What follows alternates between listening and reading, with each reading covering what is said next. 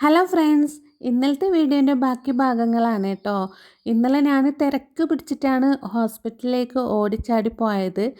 അടിച്ചു വാരാനും തുണി ആറിയിടാനും ഒന്നും നിൽക്കാൻ സമയമുണ്ടായിട്ടില്ല. അങ്ങനെ തിരക്ക് പിടിച്ച് പോയിട്ടും ഡോക്ടറെ പെട്ടെന്നൊന്നും കാണാൻ പറ്റിയില്ലല്ലോ, അവിടെ ഇരിക്കേണ്ട വന്നല്ലോ. പിന്നെ ഞാൻ കുളിച്ച് മാറ്റിയിട്ടൊക്കെ രാത്രിയത്തെ ഫുഡ് ഉണ്ടാക്കാൻ തുടങ്ങിയേ. മുട്ടക്കറി ഉണ്ടാക്കാമെന്ന് വിചാരിച്ചു. അതിലോട്ട് വെളിച്ചെണ്ണ ഒഴിച്ച് കൊടുത്തിട്ടുണ്ട്. ആദ്യം തന്നെ പച്ചമുളക് ചേർത്ത് കൊടുക്കാം, പിന്നെ ഇഞ്ചി വെളുത്തുള്ളി ചതച്ചത്, സവാള, തക്കാളി നല്ലവണ്ണം ഇത് വഴന്ന് വന്നതിന് ശേഷം മഞ്ഞൾപ്പൊടി, ഗരം മസാല, മുളക് പൊടി, പിന്നെ മല്ലിപ്പൊടി ഇതൊക്കെ ചേർത്ത് മൂത്ത് വരുമ്പോൾ നമ്മൾ തേങ്ങ അരച്ച് വെച്ചിട്ടുണ്ടായിരുന്നു. പച്ച തേങ്ങ നോർമലായിട്ട് അരച്ചതാണ്, അതും കൂടി ചേർത്ത് കൊടുക്കാം.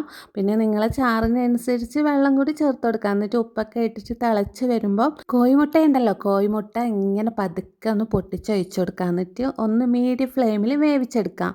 അപ്പം മുട്ടയൊക്കെ വെന്തതിന് ശേഷം ഇത്തിരി ഒന്ന് മറിച്ചിട്ട് കൊടുക്കണം കേട്ടോ. അപ്പുറത്തെ ഭാഗം ഒന്ന് വെന്ത് കിട്ടണമല്ലോ.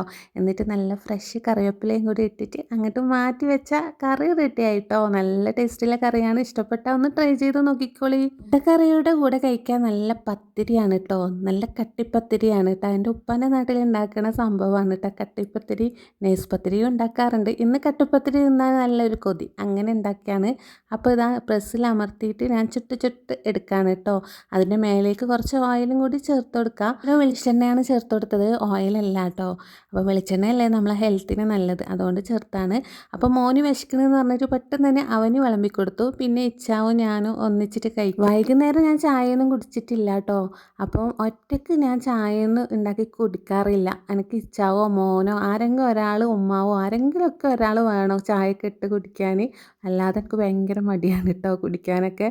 അപ്പോൾ ഇച്ച വന്നപ്പോൾ ഒരു കട്ടനും കൂടി ഉണ്ടാക്കുക, പത്തിരിയുടെ കൂടെ കുടിക്കാമല്ലോ എന്ന് പറഞ്ഞിട്ട് കട്ടനും കൂടി ഉണ്ടാക്കി.